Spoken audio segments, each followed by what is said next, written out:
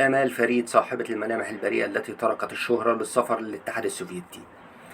يوافق اليوم الخميس ذكرى وفاة الفنانة آمال فريد إحدى نجمات الزمن الجميل التي غادرت عالمنا في مثل هذا اليوم، على الرغم من أن مسيرتها الفنية كانت قصيرة إلا أنها تركت أثرا عميقا وتأثيرا إنسانيا في تفاصيل حياتها. في البداية هنقول اتولدت آمال فريد في 12 فبراير، وبدأت مسيرتها الفنية في سن مبكرة من خلال برامج الأطفال في الإذاعة المصرية، حيث جذبت الانتباه برقتها وثقافتها، وقد قدمها الشاعر فتحي قورة للمخرج الكبير هنري بركات اللي منحها فرصة الظهور الأول في عالم السينما. وبدأت مسيرتها الفنية أمام الفنانة فاتن حمامة في فيلم موعد مع السعادة، ومن ثم انطلقت في عالم السينما لتتألق في دور البطولة أمام عبد الحليم حافظ في فيلم ليالي الحب، وكانت في ذلك الوقت تبلغ من العمر 17 عام. وغنى لها العندليب الأسمر مجموعة من أغانيه في فيلم ليالي الحب، ومن أبرزها أغنية كفاية نورك عليا، مما جعلها رمزا للرومانسية بين نجمات جيلها وأفلام حليم.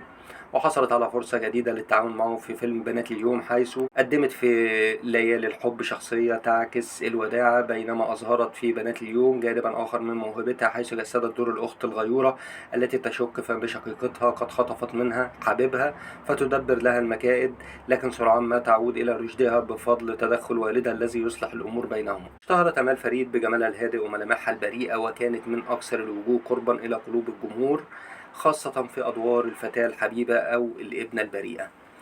قدمت العديد من الأعمال السينمائية من بينها ليالي الحب وشياطين الجو وبنات اليوم وصراع في الحياة وامسك حرامي وماليش غيرك وامرأة في الطريق واسماعيل ياسين في الطيران ومن أجل امرأة وحماتي ملاك وأم رتيبة ونساء محرمات وإحنا التلامذة وبنات بحري وبحمد والتلميذة وأنا وبناتي والابن المفقود وحكاية جواز وجدعان حارتنا وذكريات التلميذة وبداية ونهاية وست بنات وعريس ومعبودة الجماهير وجزيرة العشاق.